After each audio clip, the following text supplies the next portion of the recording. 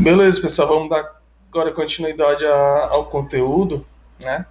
Então, a aula de hoje complementa as demais em termos de arquitetura, né? Então, a primeira que a gente viu foi a cliente-servidor, depois P2P, agora a gente vai ver a arquitetura de cloud. Então, antes de falar de cloud, a gente tem que falar um pouco de onde ela está inserida, certo? Então, aqui tem um breve histórico, né? Do que foi antes desse conceito de cloud, né? Ela ainda é relativamente nova, mas vem desde os primórdios da ideia dos mainframes, né? Centralizar as informações. Então, os mainframes eles foram concebidos, né, em 1960, 1970 e eram extremamente caros, né? Como eu falei, tinha que ocupar grandes salas e etc. Praticamente não tinha ideia de rede como a gente tem hoje. Né? Então, a gente tinha um componente central que ele fazia toda a parte de armazenamento, né? E processamento das informações. Então, a gente se comunicava por meio dessa central, por meio de terminais burros, né? Não tinha a intenção de processar nem armazenar, apenas de acesso. E eu fazia toda a interação com esses mainframes. Então, eram basicamente dispositivos sem nenhum tipo de computação, só para interface. Né? Então, aqui tem uma imagem para ilustrar a ideia dos mainframes. Né? Então, aqui tem isso, aqui tem a organização, que tem alguns departamentos. E os terminais burros, né, eles se comunicavam diretamente com a central e por meio dessa central eles faziam processamento e armazenamento. Depois dessa ideia de centralizar as coisas, né, como era no primórdio, começou a descentralização. Né? Então, com a evolução da computação dos computadores, né, em si, a gente teve tanto melhoria do desempenho como barateamento do hardware. Então, foi cada vez melhor, custando menos. Né? Então, tinha peças menores que a gente podia de fato pessoas comuns comprarem aqueles dispositivos, né? E eles eram menores, mais rápidos e ditos confiáveis. Então, no lugar daqueles terminais burros que a gente tinha, o que a gente vai ter agora? Máquinas capazes de fazer o processamento e armazenamento dos dados que a gente tem. E aqui é onde começa a surgir de fato, redes de computadores como a gente tem hoje, né? Então, a gente tem a possibilidade de integração dos mais diversos computadores, né? Com aqueles mainframes, por exemplo, e com outros computadores em si. A partir dessa descentralização, agora mais puxando para a atualidade, também foi percebido uma volta, né? A ideia da centralização, em termos de que surgiu as rede mundial de computadores, né? A internet como ela é vista hoje, que ela tem uma comunicação global entre os computadores a nível mundial, certo? Então, se eu quero me comunicar com determinada pessoa, eu tenho que passar por um apanhado de computadores, então, no formato, pode ser de uma nuvem, que vai chegar aquele determinado computador que a gente queira. Né? E além disso, a proliferação de computadores aumentou. Isso mais na ideia de dispositivos móveis. Então agora a gente tem um computador dentro do nosso bolso que a gente consegue fazer acesso ao e-mail, pagar uma conta, acessar o banco, acessar a rede social, jogar. Então ele faz toda a parte de processamento e armazenamento como um computador desktop. Isso aliado às redes sem fio para poder fazer esses acessos. Né? E além do mais, as aplicações elas deixaram de ser puramente desktop, passaram a ser mais do que web. Né? Então a gente não precisa estar de fato com aquela aplicação instalada no nosso computador, só que a gente está utilizando. A gente pode acessar uma aplicação web, certo? Que ela está hospedada em algum servidor, né? Distribuído, e a gente tem acesso a um determinado serviço que a gente queira. Então essas aplicações geralmente já estão né, hospedadas em data centers, que são acessadas via navegador, né, via um browser.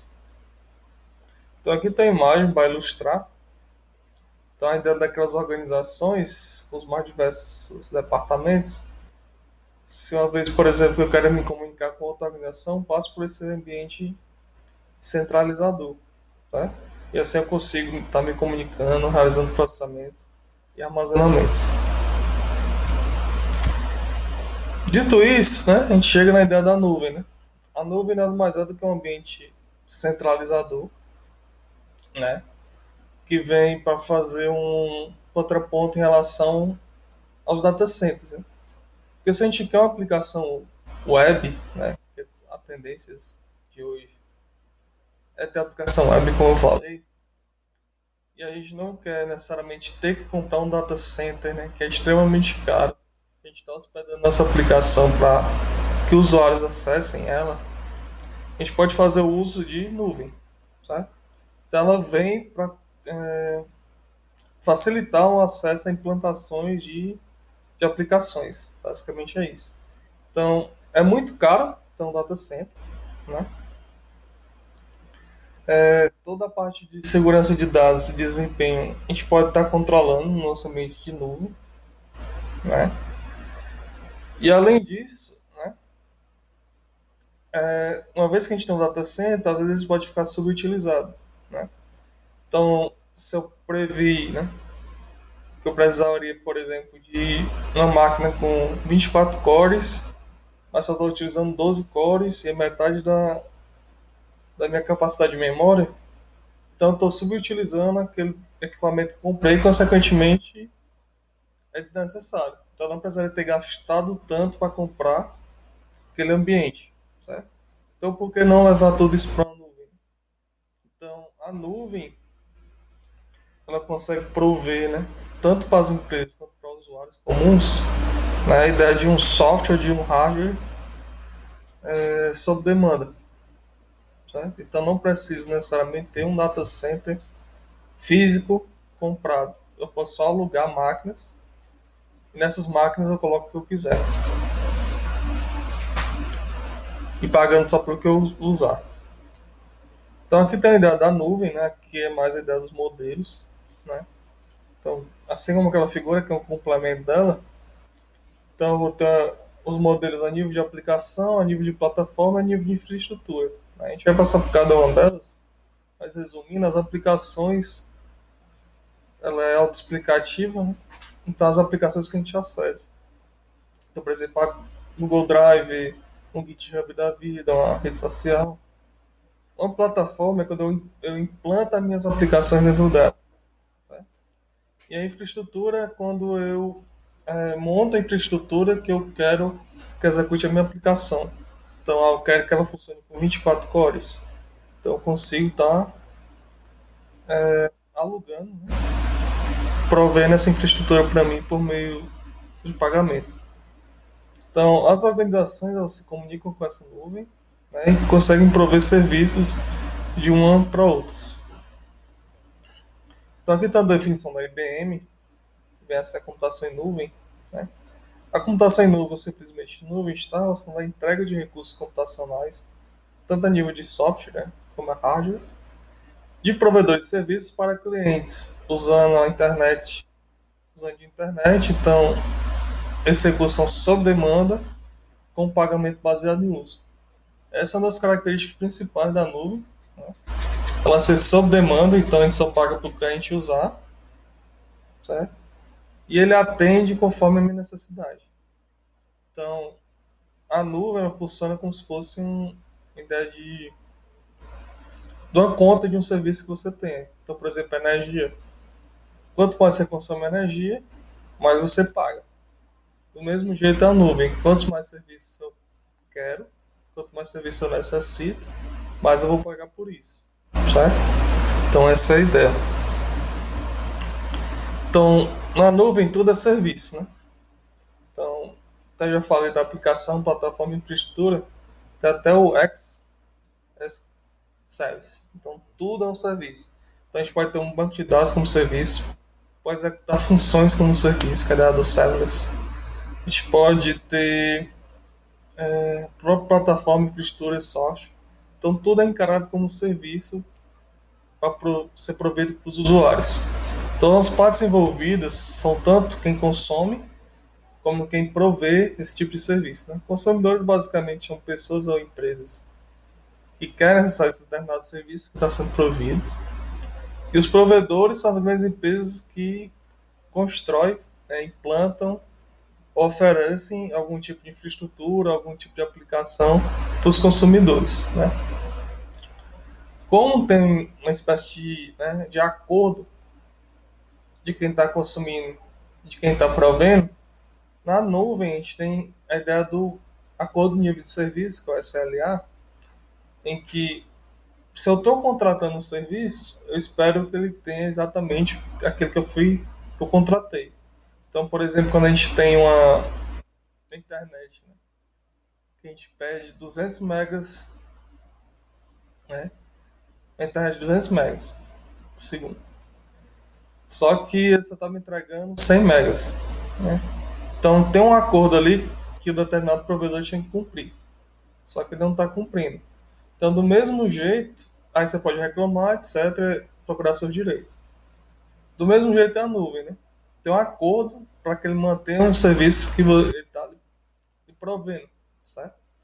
Então, estou pedindo 24 cores, mas não está sendo entregue tudo isso.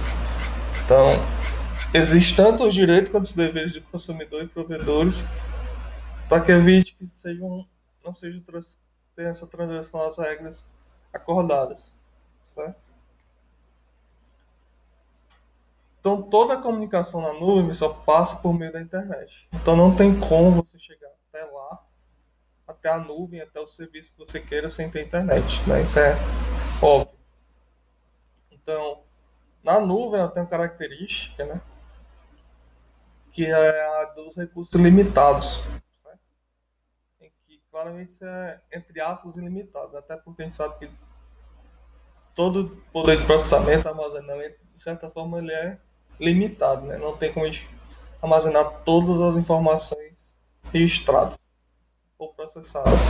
Então, ele passa essa falsa sensação de recursos limitados, então ele tem essa característica, para que justamente a gente consiga, né, rodar um determinado jogo, um determinado processamento, armazenar o que a gente quer, conforme a gente tem essa necessidade. Né? E a ideia é que ele seja sempre disponível. Né? Então tem uma alta disponibilidade daquilo que a gente quer. Outra característica da nuvem, pessoal, é a ideia de ser elástico. Né? Eu já falei de escalabilidade. Ser elástico é a ideia de ser escalável de forma rápida. Então, conforme aumenta a demanda, mais rápido, né, ele consegue atender aquela demanda. Então, por exemplo, até eu comentei a ideia por exemplo, do Big Brother, né? Então, no dia das eleições, das votações, claramente o público acessa mais o site, por exemplo, ali da Globo. Então, consequentemente, tem que aumentar o poder de processamento, certo? E, consequentemente, o armazenamento também. Com isso, o que ele tem que fazer? Tem que pedir mais máquina, tem que pedir mais recursos, certo? Então, ele aumenta, né, dá um scale up, sobe os recursos. Passou a votação, não preciso mais daqueles recursos. Então, eu posso fazer um scale down e diminuir a quantidade de recursos que eu estou alugando, né? E, consequentemente, atender a demanda daquele público. Né? Então, quem tá executando o site lá da Globo ainda não tem essa percepção de que está aumentando ou diminuindo os recursos, está alugando ou diminuindo os recursos de aluguel de máquinas lá na Amazon, por exemplo. Só que, no caso, a Globo está lá pagando a mais por isso. Né?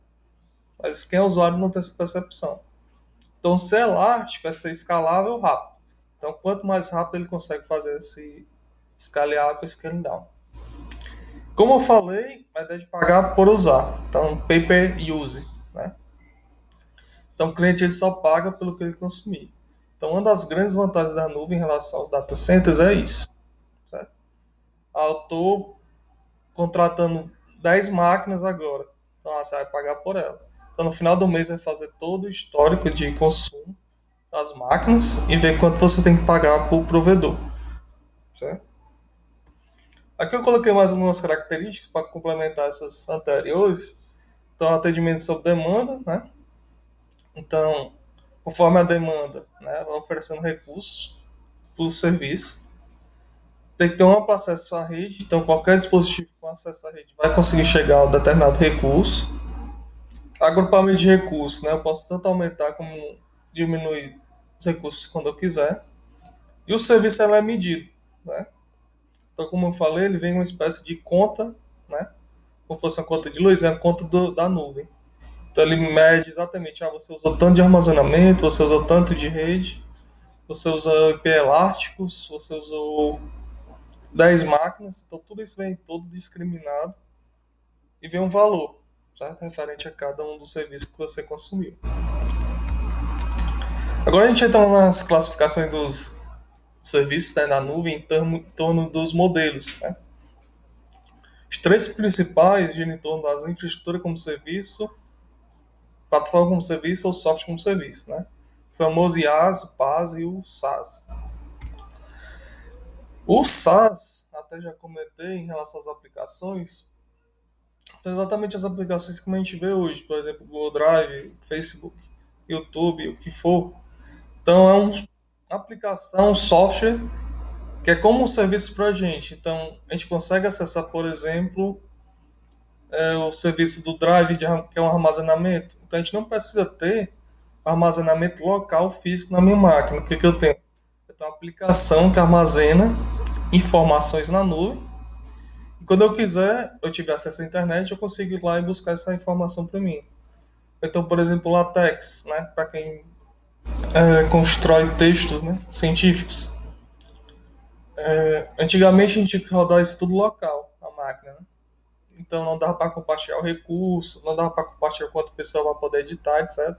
Hoje em dia, por exemplo, tem o Overleaf, que é um serviço, né, de documentos do LaTeX. Então, você pode compartilhar um artigo com um determinado colega para poder escrever junto, etc. Né? Então tudo isso é o software como serviço. A plataforma como serviço, né, a ideia de que eu coloque as aplicações, eu desenvolvedor, eu empresa de aplicações, pega minhas aplicações e coloca em uma plataforma de tal forma que ela já é toda provisionada só para receber a aplicação que eu estou desenvolvendo. Então, uma vez que eu implantei ela lá, eu posso jogar o serviço para as pessoas acessarem. Então, aqui, por exemplo, usava o Google App Engine, certo? Então, você não se preocupa com a infraestrutura. Ele já bota toda a plataforma toda modelada, estruturada só para receber a aplicação. Você só precisa implantar. E a infraestrutura como serviço, né, é a própria virtualização das informações que a gente quer. Então, por exemplo, eu quero computação, eu quero armazenamento, certo? Então, monta uma infraestrutura completa para eu colocar minhas aplicações. Aí eu consigo controlar toda a parte de rede, toda a parte de portas que estão na minha rede, tá os firewall lá.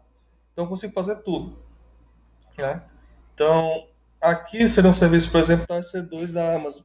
Então, aqui é onde eu levanto de fato as minhas máquinas virtuais, certo? E isso roda claramente um data center. Então, tudo isso aqui é virtual, né? É lógico. Aqui é a parte realmente física, né? Então, onde tem o CPU, memória disco, né? Largura de banda. Então, isso aqui é todo conceitual, né? Em torno da nuvem, né? E onde ela roda? Os data centers dos provedores, né? Então, a Amazon, a Google e a Azure tem os data centers dela. Então, o que ela faz? Aluga para quem quer comprar, né? Para quem quer alugar, né? Então, as empresas que querem usar software como serviço vão lá e pedem. Ah, quer usar a plataforma? Vai lá e pede. Quer usar a infraestrutura? Eles vão lá e alugam para você. Então, eles virtualizam máquinas e lhe entregam. Essa é a ideia. Então, aqui só para ilustrar, né? Então, por exemplo, antigamente, né? A gente tinha ainda do data center mesmo.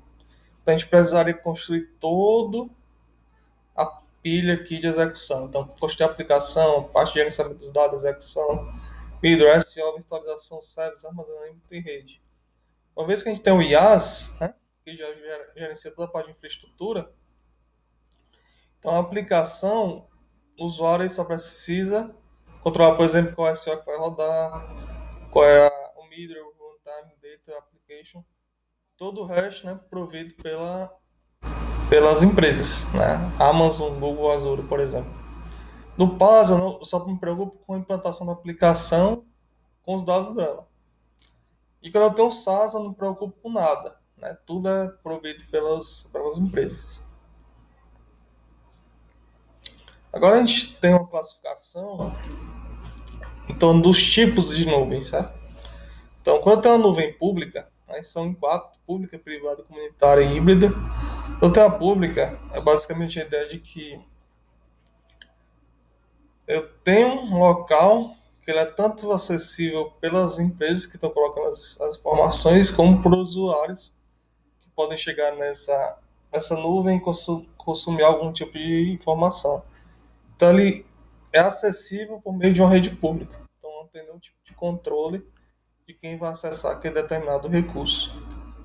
Tá? Que é muito utilizado, por exemplo, na Amazon. A rede privada, né, o próprio nome já diz, ela é própria de uma organização. Então, a organização ela cria uma nuvem, né, só para determinados, por exemplo, funcionários daquela empresa. Há pessoas totalmente limitadas, né? A autorização é quem vai acessar ela. Então, aqui o pessoal usa muito a ideia do OpenStack. Né? Geralmente a gente instala elas no próprio datacenter da organização. Então, cria as nuvens de acesso aos usuários. Então, aqui tem uma imagem para ilustrar, tá? Então, está dentro da própria, né? Do próprio datacenter da empresa. A comunitária é a ideia da expansão do privado. Então, tem várias organizações que acessam a mesma nuvem privada. Basicamente é isso. E a híbrida, né, é a junção, composição de duas ou mais nuvens dessas que eu apresentei. Então, privada com público, pública comunitária. Então, faz um merge aí de todos os tipos. Então, terminando toda a parte de nuvem, agora a gente entra no conceito primordial quando se fala em nuvem, que é a virtualização. Então, toda a parte de característica a gente já conseguiu explanar. Então, a virtualização, de acordo com o Taurion, é uma tecnologia fundamental para a nuvem, né? É o uso de software para simular o hardware. Quando alugamos serviços de uma nuvem, na prática não estamos alugando diretamente computadores, mas computadores virtuais que existem simulados por software. Então, até como eu já expliquei, a gente não aluga data, tipo, aluga uma parte do data center. Ele entrega o data center, né, um ambiente virtualizado para você. Então, essa é a ideia. Então, a tecnologia combina ou divide os recursos computacionais, cria instâncias virtuais dos componentes de hardware, certo? Então, você pode simular umas máquinas, né, em cima de outras máquinas com a virtualização. Então, é possível construir um equipamento completo com configurações desejadas. Eu quero uma máquina com 2 cores, 4 GB de RAM e 100 GB de SSD. Então, eu consigo, né, ter essa ideia de ter uma máquina física, né? Mas não ela é física, ela é totalmente virtual, né? Então, para quem está acessando, ela existe ali de fato, mas é só a nível lógico. Então, tá com o equipamento é uma máquina virtual VM. Então, a VM funciona como uma instância de uma máquina física e é possível criar várias instâncias em uma máquina só, né? Então, uma vez que tem uma data center, eu posso criar várias máquinas lá para prover os determinados serviços que eu queira. Então, aqui tem umas imagens para ilustrar, né? Então, aqui é um ambiente normal, tem aqui a parte do hardware dela, então é só que ela roda, e em cima tem as aplicações. No ambiente virtualizado, né, eu tenho a minha própria máquina, eu tenho um hypervisor, que a gente vai entrar mais em detalhes agora.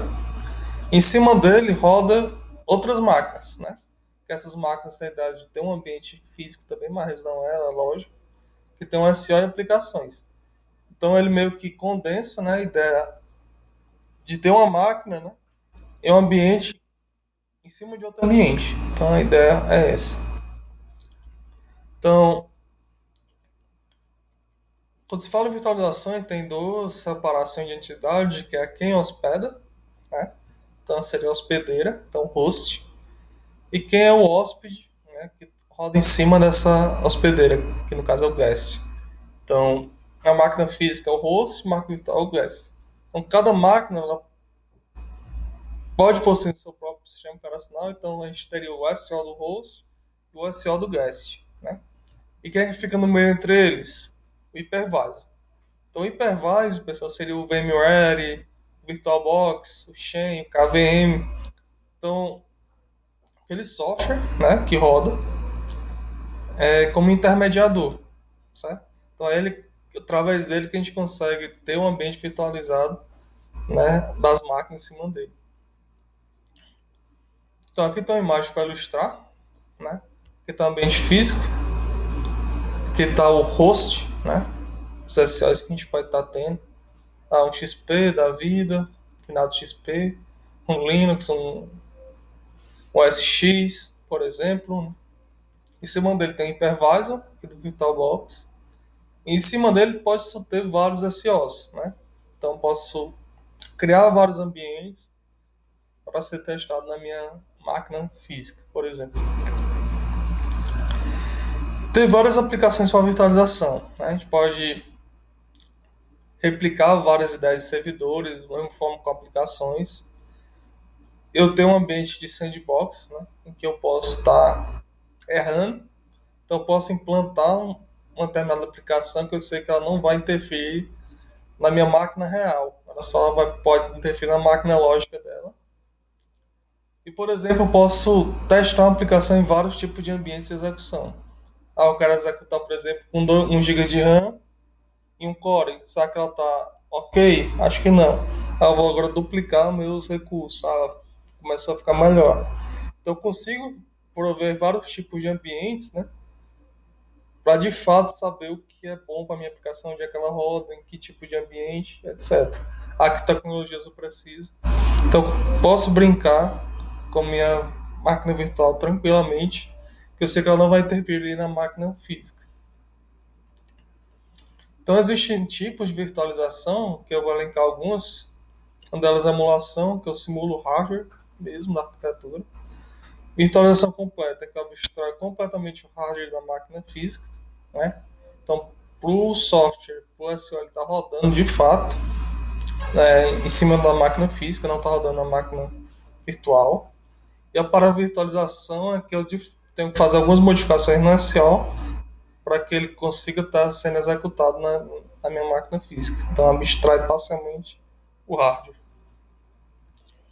Então, a emulação, né, é muito utilizado, por exemplo, para videogame, em que a gente ainda não tinha os consoles, né? Mas tinha os emuladores.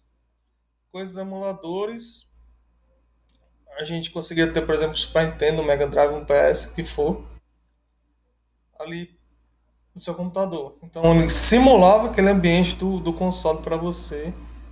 Então emulava aquele para você.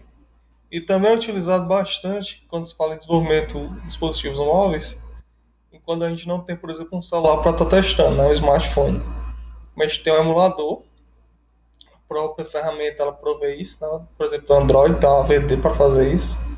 Então ela constrói um emulador com determinadas especificações de hardware e software que você quer que ele execute. Aí eu quero rodar um x86, por exemplo, ou um ARM, que seja, com tantos cores e tantos de RAM, e tantos de armazenamento, na versão, por exemplo, da API 30 do Android. Aí está na API 29. Estou na API 19, que é lá do KitKat. Então eu consigo, né, simular esse ambiente de hardware para mim, certo? Então toda a comunicação do hardware passa para a ideia do hypervisor que a gente tem. Então aqui tem uma ideia, né?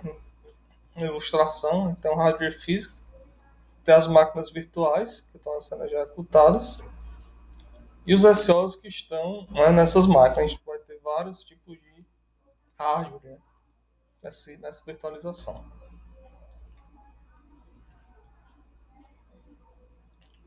Então, A virtualização completa, como eu falei, é como se fosse uma réplica, né?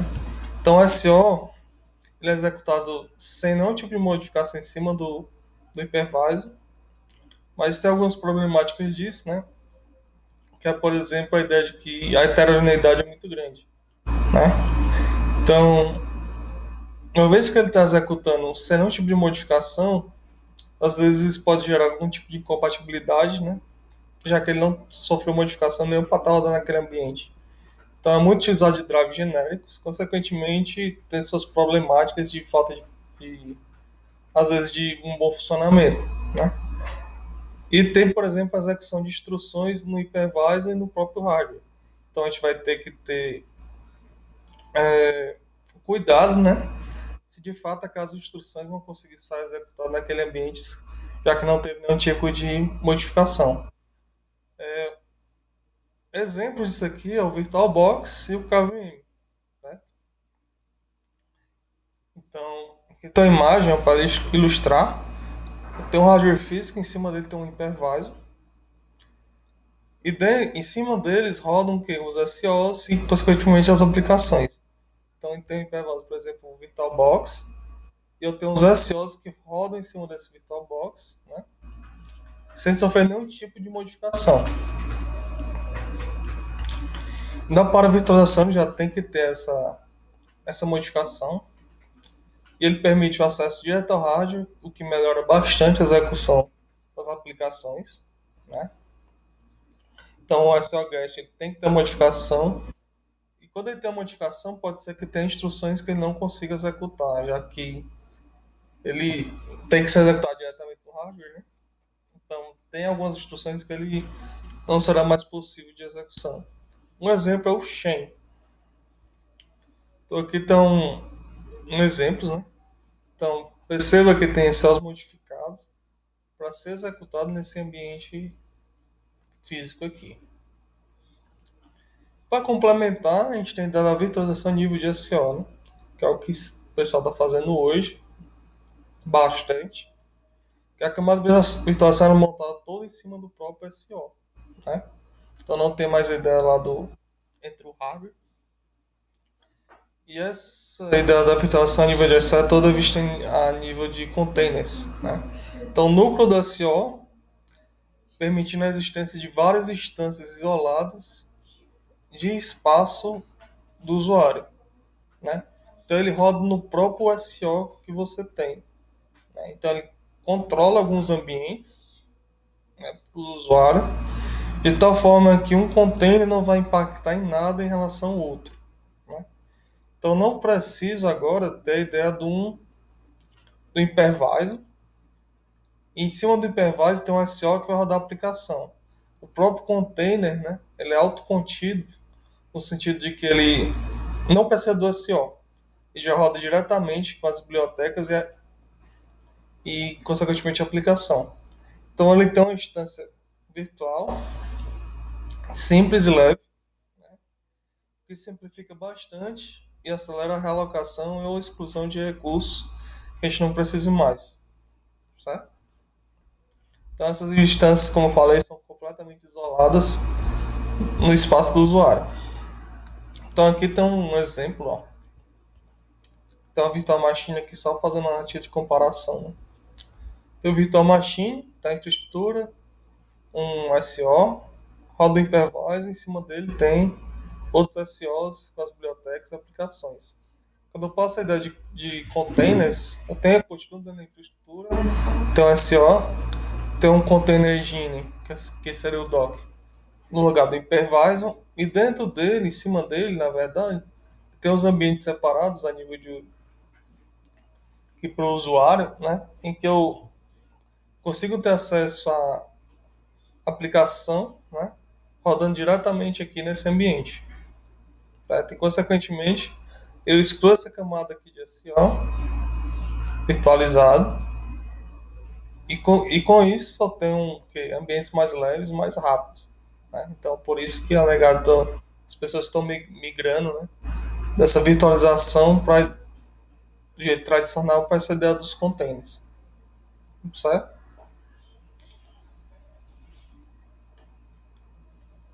Beleza? Então, só a nível de curiosidade também, que a gente depois vai ver com mais calma, né?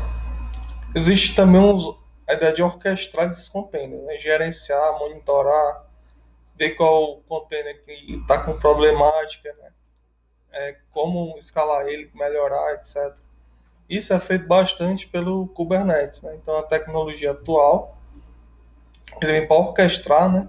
Gerenciar, monitorar os containers. Então, mais adiante, né, no curso, a gente vai ver sobre ele. E é isso.